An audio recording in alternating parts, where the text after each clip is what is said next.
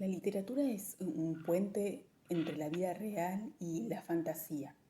Es un camino en la imaginación, una puerta a otros mundos que pueden ser reales o imaginarios. Eh, es arte, es belleza, produce la movilización del mundo interior, favorece la formación de seres responsables, libres, críticos. La literatura tiende a desarrollar la imaginación, las capacidades creadoras, el gusto por lo bello, la confianza en sí mismo y la autonomía. Fomenta la sensibilidad ante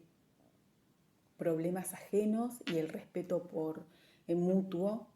y la comunicación con el prójimo. Si bien se denomina literatura infantil aquella que ha sido escrita específicamente para ese público, no se debe limitar solo a ese concepto, a la literatura infantil, ya que, según palabras de Dora Pastoriza de Chevarne, eh, se deben tener en cuenta no solo aquellas que fueron escritas deliberadamente para niños, sino también las que fueron elaboradas sin pensar en ellos y irrumpen en su mundo por el interés de la temática, la ingenuidad y la belleza que encierran. Podemos establecer que un texto literario debe ser bello, debe ser conmovedor, generar deseo de leer otro libro, eh, ya que los textos literarios son manifestaciones artísticas, donde el trabajo con el lenguaje da la posibilidad de interesantes procesos que comprometen el pensamiento, la reflexión, las emociones, las sensaciones, la imaginación. Implica también que haya plurisignificación, que se da en la interacción de quien lee y de quien escucha ese texto literario, ¿no? Y construyen el sentido del texto literario en esa interacción. Eh, el docente debe asegurarse de utilizar ciertos criterios de selección al momento de elegir los textos que presentará a sus alumnos. Por ejemplo, debe leer mucha literatura infantil, observar quién es el autor, a qué editorial pertenece, adentrarse en el texto que está eligiendo, sin dejarse distraer por las ilustraciones o por las tapas que son llamativas, por la brevedad del texto, olvidando que lo que está eligiendo son textos literarios. De esta forma, con esos criterios, lleva a cabo una tarea comprometida, reflexiva y productiva en dicha selección. Los géneros literarios son el género lírico, el género épico-narrativo y el género dramático o teatral. El género épico-narrativo engloba a los textos de leyenda, novela, mito y cuento. En el nivel inicial, lo más utilizado es el cuento y sus los podemos clasificar en cuentos de autor o moderno y cuentos tradicionales o maravillosos o de hadas. Las características del cuento moderno son justamente que tiene un autor identificable, la divulgación es escrita, se basan en los cuentos tradicionales y los modifican, personifican, tienen un plus de afecto, usan diminutivos, tienen humor, utilizan vocabulario cercano a los niños, juego de palabras, rimas, interjecciones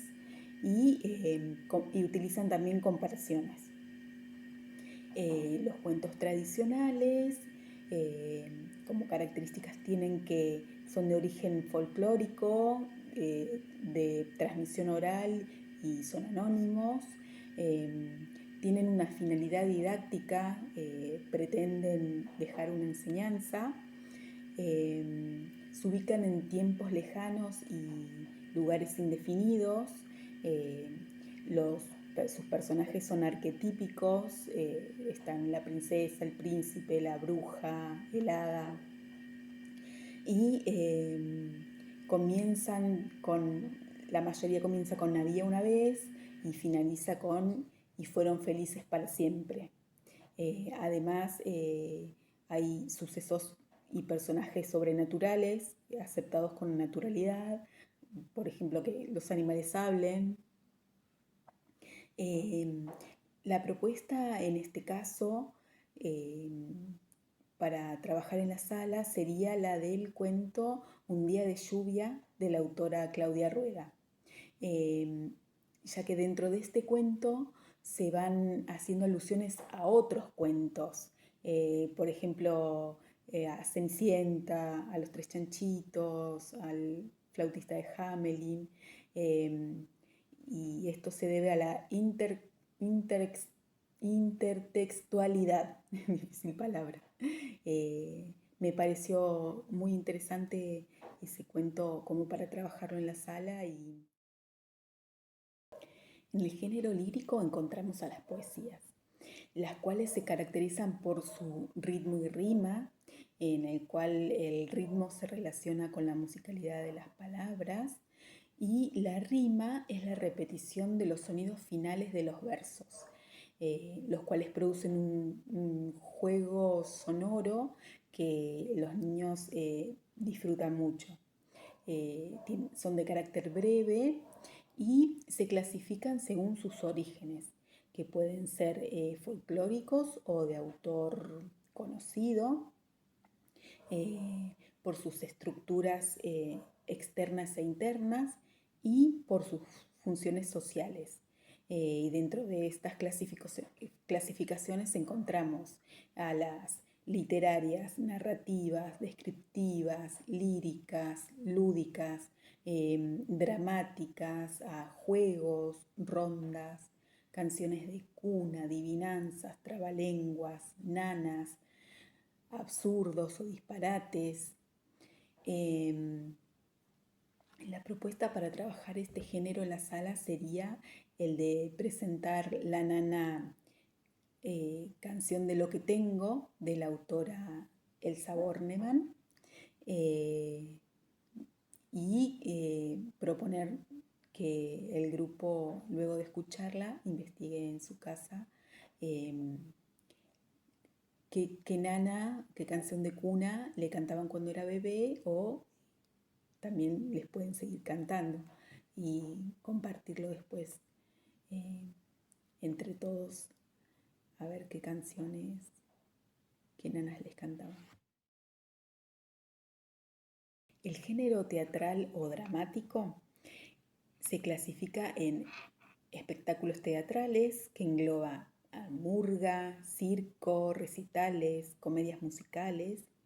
y a teatro, que puede ser de títeres, marionetas, de sombras,